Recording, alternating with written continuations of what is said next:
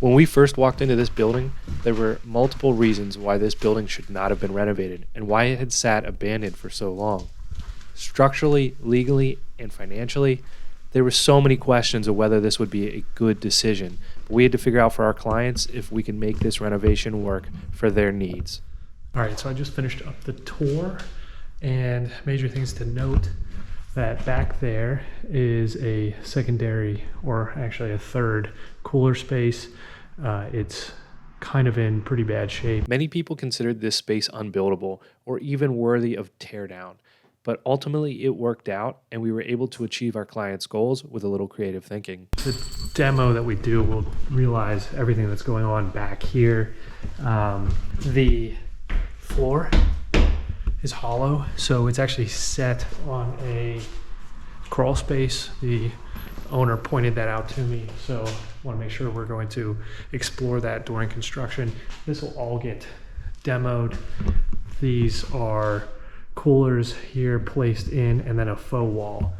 So we'll be pulling all of that out, and then essentially we have these big precast T-planks, and they span the entire thing. So this is just one giant volume headed into this space over here. We have the retail space, and then a bathroom and a pump room back off of that. Those spaces all seem to be additions, so this building was slowly added onto over time. I think that's everything that I need in here. We're gonna go outside. Outside here, you can see where they've done some of the additions. This one here is the latest addition. You can see where that roof line gables out towards the back of the property. This here, I'm not sure. This is like one of the main spaces. Not sure if it's the oldest space or if it's one of the newer spaces, but you can see that's where those T-planks are. And then they have a trussed gable roof over top of it. Up this way here, we have another point of addition. You could see almost right there where there is a seam for the addition. We have another seam right there, and then that extension out this way kind of explains to us where this building has been added onto over time. The top here is all a truss roof, and we'll want to make sure that we explore that. On the right side of the building, our clients intended to install an outdoor entertaining space, along with enclosing an awkward portion of the building. On the other side, okay. I think. So if you close that in, bring your roof down. Yeah. Is that usable space from the inside? It could be. Bringing the roof line over shouldn't be an issue, because you're just going to be attaching it there, and then we could frame that in. Yeah. And reclaim this as a bathroom. It depends on how big this slab is, because you'd have to cut into that slab to find out. Something to me, it'd be more usable, maybe inside. Yeah. With a, it's going to have a cost, but maybe it's not too crazy.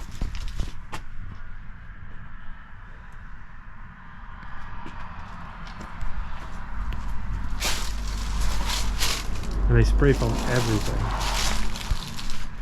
And then this one's going to get torn out. Right. Okay. Today we are at the Redbird Gift Shop. This is a project that I designed 2 years ago. They just finished construction. It was a deli and a catering facility, and now it's a retail establishment and a production facility for the owners' online businesses. If you guys are new to the channel, my name is David Stumpf. I'm an architect, and this is one of my projects. We're going to be showing off how we transformed this building from what it was into this beautiful retail location. Behind the camera is my lovely wife, Sydney. She's going to be coming along on the tour with us today, and hopefully you guys will get a good sense of what it is that we've done with this building to make it an absolutely fantastic production facility and retail location for our clients. From the time our client originally reached out to us in October of 2023 to the point that we're here in October of 2025 to film this video has been 2 years of a lot of progress. The architectural portion of the project received the official start on November 8th of 2023, and we received our building permit on August 27th of 2024, which puts us at roughly 9.5 months to complete the architectural portion so that we can begin construction. For simplicity's sake, if we use August 27th of 2024 when we received our building permit as the start of construction until September 2nd of 2025 when they had their grand opening, the construction process lasted 1 year and 6 days, which is pretty typical for a commercial project, especially for a renovation as extensive as this one. Be sure to stick around for the entire video. The first half is all about the exterior renovation, while the second half is all about the interior, and it's a change you're not going to believe unless you see it. As we start out, we're on the outside of the building, and one of the main goals for our client was to create an outdoor space they can utilize to host events. So right now we're on the left-hand side of the building, and this is our outdoor patio space. We have 2 points of access to the building from this location. We've got our interior kitchen, that's part of the catering aspect of this project, and then we have access off of our patio here, our covered patio, to what is the retail location for the Redbird Gift Shop. I'll have all of the information for the Redbird Gift Shop in the description of this video, so if you guys like anything here or you want to help out the business or purchase something, you'll be able to find that down below. One of the key points for this project was to make sure it was accessible. So our patio space here is actually higher than our parking lot, and we had to grade that land so that we can make sure that everybody can come in and access the building. Originally, the entrance on the front of the building had a large step down, so to be able to accommodate everybody, much like we did at our Leah's Floral Shop project, we direct everybody onto the side of the building, up the path, and straight in, and that way we have a zero barrier entry for everybody who wants to come into the facility here. We solved this problem for parking and accessibility the same way we did at our Leah's Floral Shop project, with parking in the rear and an accessible entrance on the side that over time became the main entrance, with the front stair entrance acting as a more symbolic entrance from the street for anybody walking by. If you guys are interested in learning more about that project, I'll leave a link to the video we created just for that in the description of this video. What do you think so far, Sydney? Do you have anything to add about the outside here? I thought this would be a great space for like events, showers, birthday parties, stuff like that. Engagement parties. Engagement parties. I think this would actually be absolutely. Which is, I think they're planned after they get settled. And on a day like today, beautiful. Sun shining, winds very low, perfect location for that, especially when the landscaping grows up. On that point, the landscaping here was all done to develop a sense of privacy on this side, but also blend what is this building into the neighboring area. As we kind of pan around here, you can see this is not a retail location. This is actually more of a residential area. We do have a main street out front here, and so with the owner's input, blended this into the rest of the residential area. So as we're walking around the building, you'll actually see that it feels more residential in its design aesthetic than it does a commercial building. We're going to leave the patio space here. We're going to step down and move over to the left-hand side here. So this is the front of the building, and originally the building did not have this extension. This was something that we added to be able to give a covered space for the patio and a lot of alternative options for how you set up an event. We played with different options for signage. Originally, the deli that was here had a sign that was out at the street. It was actually harder to see than what this is because it was elevated, and this being a 2-lane road, you're zipping by that before you're actually seeing a sign. Now your eye is drawn to the building and their bright, beautiful branding right here. We also have lighting that casts that up, so at all points of the seasons, day and night, you're going to see that. Walking over here, we have the Anderson 200 series windows, and we have our True Style doors for this project, which is really nice for the Andersons because we have that fiberglass composite on the outside, and we have a wood inside, so that softens the inside of the house or the building. And they created this really cool signage, lets you know when they're available. Most people just have those little stickers. This is very cool. We played with different options for lighting in here. We ended up going with recessed cans to go cast down. If we look down here, you'll note that the finish on the concrete is not actually tile, it's a stencil. And we went back and forth with a couple of different ideas, and this one is where we landed. Problems trying to figure out how to address the front, how do you enter the building? Because originally our handicap accessible space was over here, but we have this giant step, and how do we achieve that with our requirements for sloping of ramps and everything. So we moved the accessible spot, and this becomes more of a tertiary entrance. Most people are going to park over there, they're going to enter from the side. This is just for all the Instagram moments and to really draw you in from the street so you know this is the store. We've got some lanterns here on the side the owners have added. We've done some changes. The original design had the sign up here, lighting. We got a much bigger sign over there. What do you think, Sydney, as we're looking at this building, this beautiful entry here? Do you think it has that residential feel? It does. It's very warm. Very warm. I can see myself sipping on a glass of wine right over there on those. On the Adirondack here. Yep. Yeah, the owners did a fantastic job dressing up the space as well. All the interior design was done by them.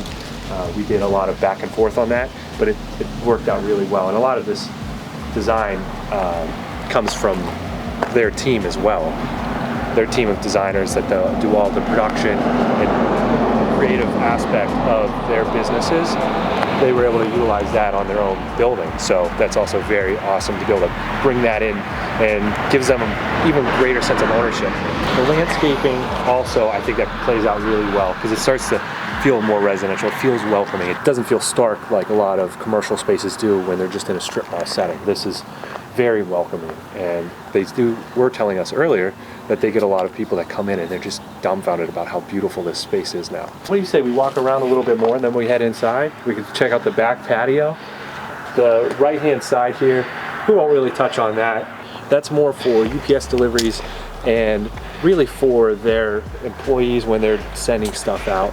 They do a little bit of some of the production stuff on that side as well. Part of the beauty of this outdoor space is the vaulted ceiling on the patio. Not really a big fan of the low flat ceiling on an exterior space. We want to make sure we open that up so that you get as much natural light into those spaces as possible. It also brings a lot of natural light through those double doors into our retail space. We'll see in a little bit. We've got our awnings that were custom built by our contractor.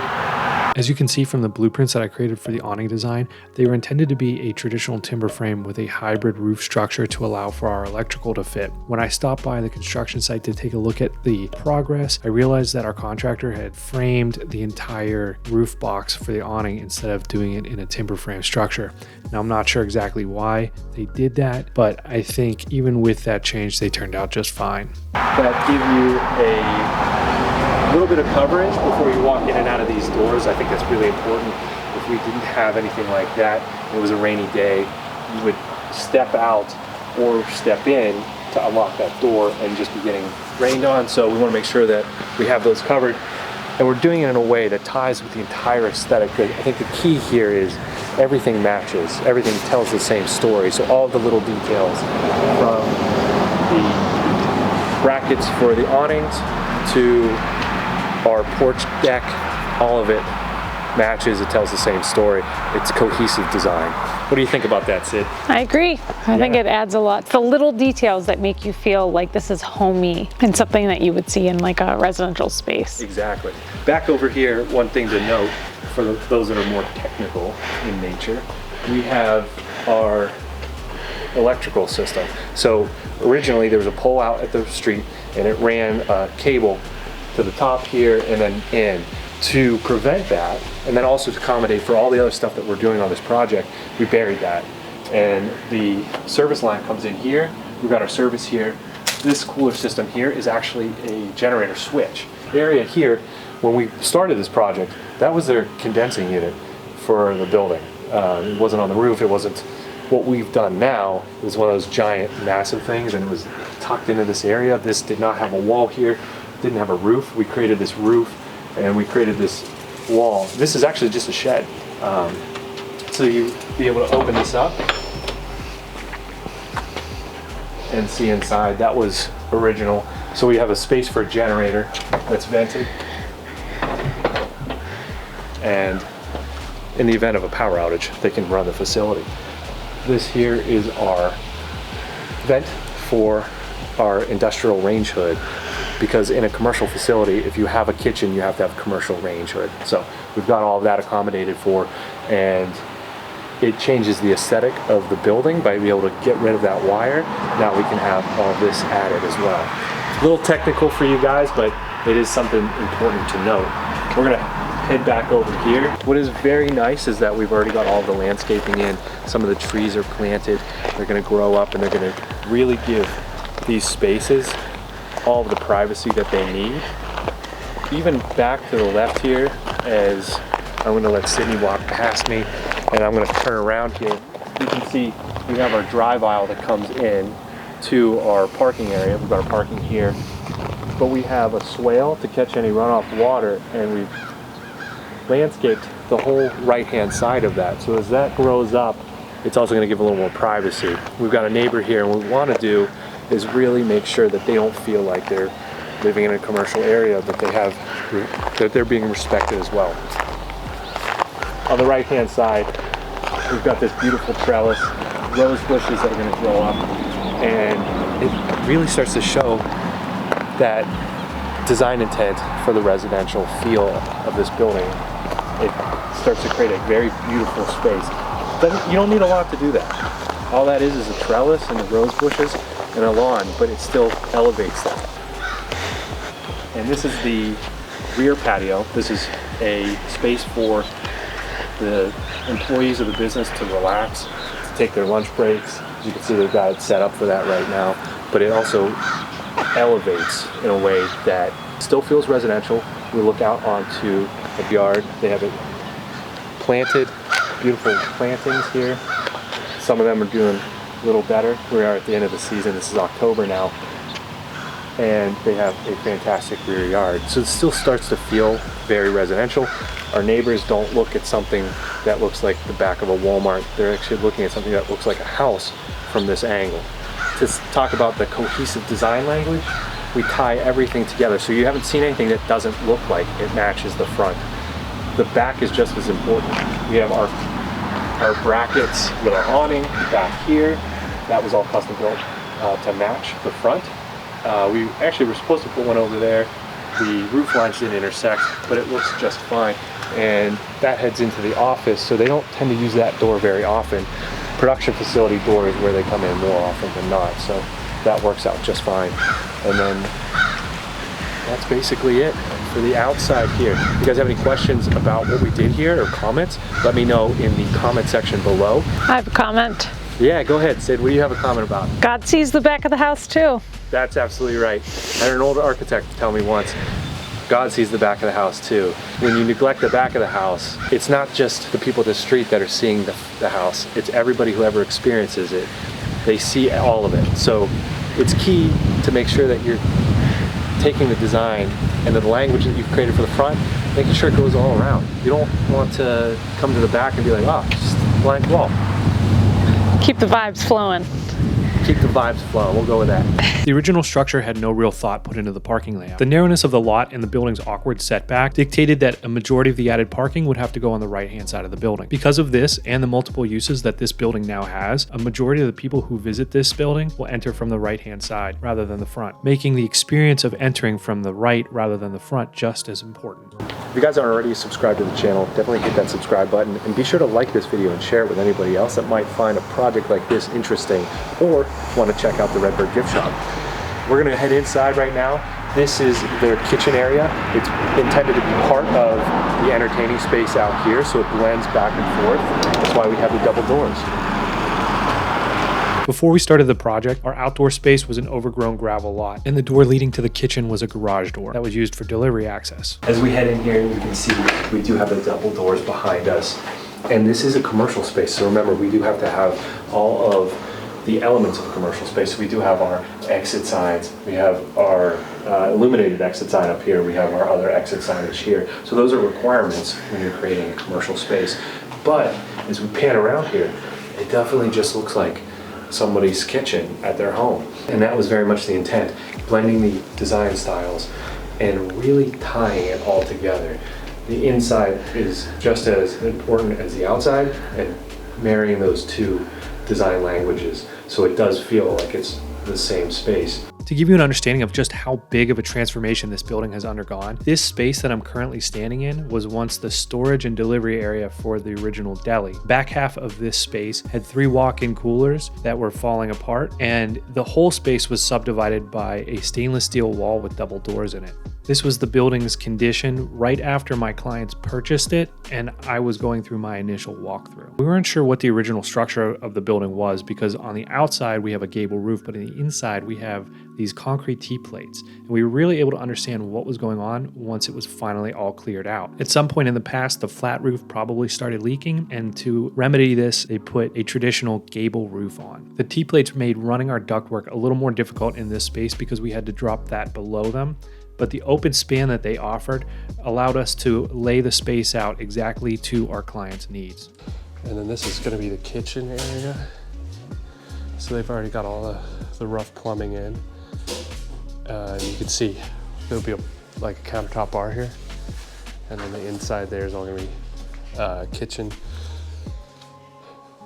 And this is that like flex space that's going to allow them to have like an event, but then flow inside outside over there. We've got our Anderson windows over here. As you can see, we talked about them on the outside. These are the 200 series, so we've got our wood windows. They're wood on the inside. They're clad with a fiberglass type material on the outside. And we have kind of a little window seat, but it's not quite. It's a little narrow, but it works great as a plant ledge. And that's because this building is concrete block. And then we had to bring the walls out even more to make sure that we were meeting our energy code requirements. And so that brings this very deep wall that's actually the entire building is very much like this. You can see how deep that wall is. And all the windows and the doors, you'll see we have these nice plant ledges. Makes it very quiet in here. It makes it a bit quiet. We actually have a layer of foam that runs the entire length. It's a rigid foam board. Then we have an air gap 2x4 framing that's infilled with batt insulation. So this is actually a really highly insulated building. Plus above us in the attic is dense blowing insulation as well. Our owners tied all the aesthetic together with our nice wainscot here. And that runs the whole length of the interior of this building on the retail and the event space side of things. That really brings that homey vibe to this space. As we pan over here, we're going to be entering the actual kitchen area. And so this kitchen is intended to look like a residential kitchen, but it's actually a commercial kitchen. So that comes with a whole set of requirements that you don't probably know about if you haven't worked on commercial projects before. But some of that is our ventilation. So we need to make sure that we are ventilating the space as a commercial kitchen would. And so that's what this range hood is. I think the guys that created this for us, it was custom built, actually did a fantastic job. We've got a digital panel, everything here, and you don't see the fire suppression system. It's all tucked up inside here. And that's in the event of a grease fire, they can douse the fire right away. We also have spaces that are completely open underneath our cabinet spaces, as well as under the sink here. And that's for accessibility. If somebody is in a wheelchair, they need to be able to utilize these spaces. And in a commercial kitchen, that's all the more important. So if you have a wheelchair, you need to be able to tuck under here to use the faucet. The same, to be able to use the workspace, you want to be able to tuck under there. So we have to incorporate all of that. And then also, our space, while it feels residential in scale, we're just a little wider because we want to make sure that a wheelchair can spin around in here. So if somebody is working in this space, they can back up, go to the sink, back up, and then also open the refrigerator without being encumbered. So these are all things that are very important when designing the kitchen in a commercial space. Not only that, but all of the cabinets or countertops are easy clean, so you can very easily wipe them off. And the red is incorporated, as Sydney reminded me a minute ago, the Redbird Gift Shop. So they incorporated the red color because of the Redbird. Do you have anything else to add there, Sydney? Yeah, it's beautiful. I mean, I think it would be a little bit drastic in a residential space, but in a commercial space, plus there's a lot of white and kind of cleanliness appearance to the building itself. Yeah, with the subway tile and everything, so having that pop of red, especially in a space that is not always going to be seen by patrons of the shop, but it gives that feel. It actually ties it all back to the purpose of the building.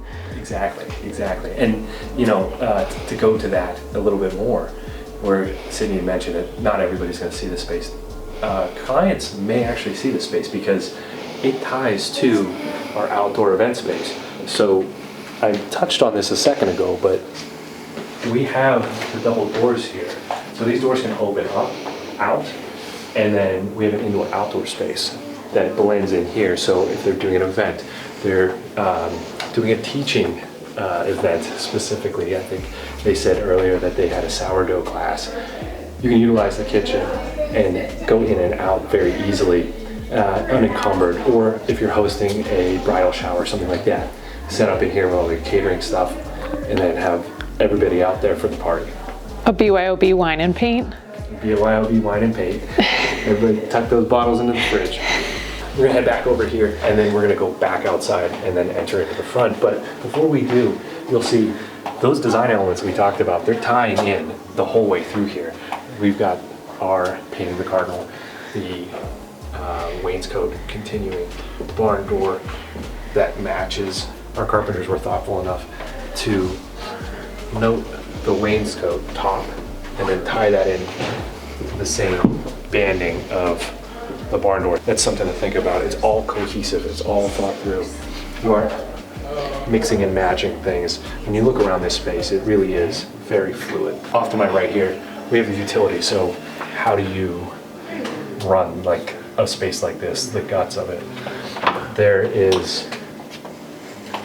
This is basically the central nervous system of the building.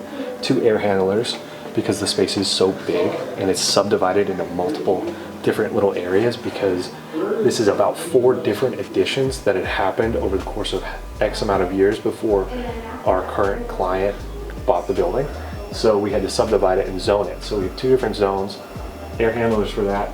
And you'll note the plywood in there, and that's because when you do a plywood wall, you can mount to it. So it added a lot of flexibility to that space.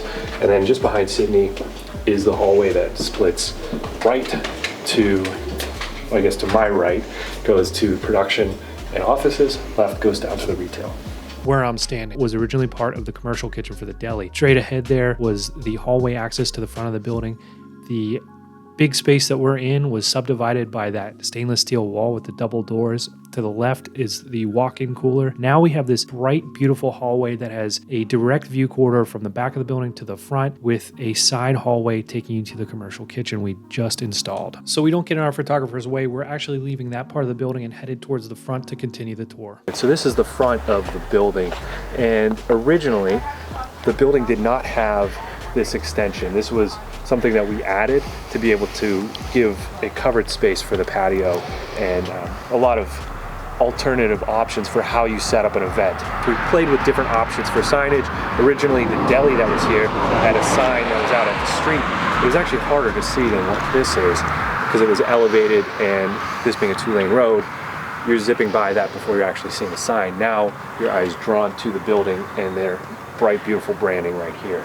We also have lighting that casts that up, so at all points of the seasons, day and night, you're gonna see that. Walking over here, most people are gonna park over there, they're gonna enter from the side. This is just for all the Instagram moments and to really draw you in from the street so you know this is the store. We've got some lanterns here on the side the owners have added. We've done some changes. The original design had the sign up here, lighting. We got a much bigger sign over there. All right, guys, so as I mentioned before, we have our photographer Alexis shooting in here. So we're gonna come in, she might be in the shot, but that's all right. We're gonna check out the inside of the building now from our front door entrance. As we open here, we enter into our retail space. And as you can see, this is a dramatic transformation. What was once a deli that you probably wouldn't have wanted to eat at is now a beautiful retail space. They have all of the products that they create themselves, as well as local artists and vendors. Outside, I touched on this. So when we created this space, we want to make sure it was light and bright, but the ceiling was incredibly low. This was built in a way where we have wood trusses above us, so we couldn't go any higher with the ceiling. To basically counteract that, we have a board and batten ceiling that's painted black. Your eye is drawn down to the lower level of the space and then everything that's in here. It's a very cool optical illusion that makes the space feel much taller. especially with the lighter, whiter walls. As we pan over back to where we just came from, we had to replace the original storefront door. It was an old aluminum system.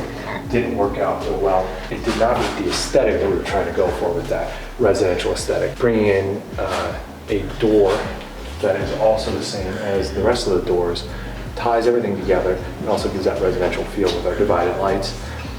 On the right and left, also Anderson window, but we wanted to go much bigger. This is a store, and when the smaller windows that were there, they were just about, I want to say about here, and we dropped it down a little bit, added a new sill, installed these windows, and so now we get a lot of light in here, but also anybody driving by on a nice day can see all the products in here and really get a sense of what it is that's happening on this side of the retail. One of the other key elements here for the design was that we keep the brick. So this is a single brick wall. It's very thick, and these dimensions you can see, it's almost the size of my hand. That's a one wide brick. Kind of made some things a little more difficult, trying to get electrical to the side, trying to get lighting or anything like that over here. So we were able to save the brick, leave it exposed. And that now matches the columns on the outside as well.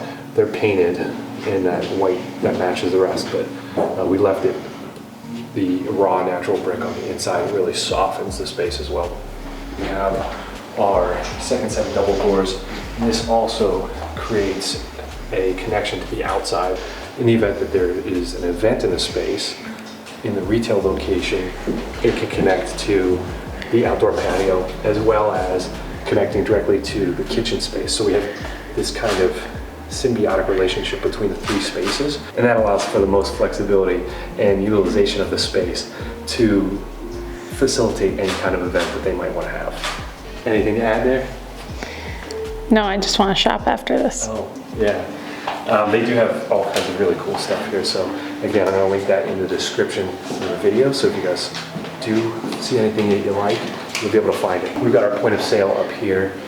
This space was just really quite open. We did have to do a lot to make it up to date and really meet code. I'm gonna splice some of the other footage in of what the building looked like before, and you're really gonna see this is dramatically different. On the right-hand side, we cut into the wall. This is a concrete block wall here as well, the whole space. The right-hand side, we cut in access to a closet, so that they have storage space, and then open to the right here to really add to that residential feel. Our clients wanted to make sure that they had a fireplace. So we're leaving the retail portion of the building, and we're headed down this hallway. But one thing I want to mention before we get too far, we had to add restrooms, and these spaces needed to be ADA accessible. So I'll just tuck in here just to this one real quick, where you can see the space. These spaces do end up having to be pretty large when you're creating an accessible space, so the bathrooms end up being pretty big.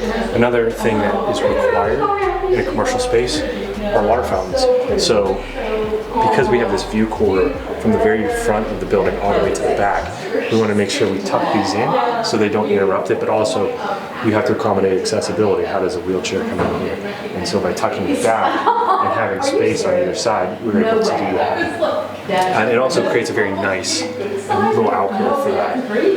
Again, we had another accessible restroom to the back there. To our left is the kitchen. Behind this barn door is the production facility. And this is where the employees do 99% of their work. They have storage on the right here. This is really just an open span. And if you remember what the building looked like when we first started, it was a concrete box. There was a catering facility on this side of it. The deli was up front, and they had different coolers that subdivided this space. When all that was ripped out, this was just a giant rectangle with a concrete ceiling. We did lower that to accommodate for the HVAC system and all the electrical. On to the right here is storage for all of their production. The left is their actual production area, or one of the actual production areas. You can see we added all these windows. Originally this was going to be their office area, but we flip-flopped it. Office is back there now. These windows bring in all that natural light. As I was talking to the owner earlier, not only was this kind of a difficult thing to achieve because we're cutting through the concrete block, but the value you receive on the back side of that is astronomical, because now you have all this natural light into this space that was just a dark, dank area, and it really elevates it. It's going to boost morale for the employees because you get to look out onto this beautiful yard here. On the left here is another production area. So this is essentially just a big room. Back over here we have another little storage area. That sliding barn door partitions off so that when they do have clients or potential people up in the retail section, you can slide this closed and they don't see the means of production, or you can slide it back open and you can see who's coming and going from that space. We're going to finish off here in this area, which is the office. Before we go on showing you what the office looks like now, we got to show you what it looked like before. This was the final addition made to the building. It was all concrete block. At one point it had a flat roof that failed as well. They ended up putting a gable roof on top of it. It actually was a cooler section that had an insulated concrete floor. We ended up ripping out that middle concrete block wall because it was no longer structural. And as you can see, the carpeting changes. They still have the drop ceiling, and so it softens this space. They have the vinyl plank that runs throughout the rest of the building, and that helps with cleanliness in the production area and the retail area, because you want to soften that in the office area. So carpeting, drop ceiling reduces that noise. Hard surfaces bounce the sound waves, where soft surfaces, they soak that up.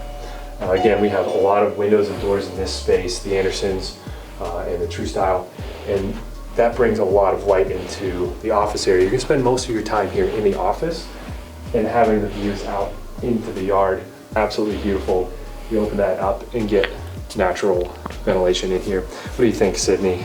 Before we end the video, anything else you think you want to add about the space? No, I think it's really been a success, and that's what not only the owners have really gained from this, but the neighborhood as well. They've gotten so many comments from the neighborhood and the community that this has really benefited everyone. Congratulations to them, and really we just appreciate them including us on such an amazing transformation. I appreciate you guys for sticking around and watching this video for as long as you have. If you have any questions or comments, please leave them in the comment section below. I am an architect, so if you guys are looking to work with me on a project just like this for yourself, you'll find my contact information in the description below, as well as the contact information for our photographer and the Redbird Gift Shop. If you guys haven't already subscribed to the channel, definitely hit that subscribe button, hit that like button if you enjoyed the video. We're going to be coming out with more tours of my projects and how we helped our clients achieve these final products. We hope to see you guys for those videos as well.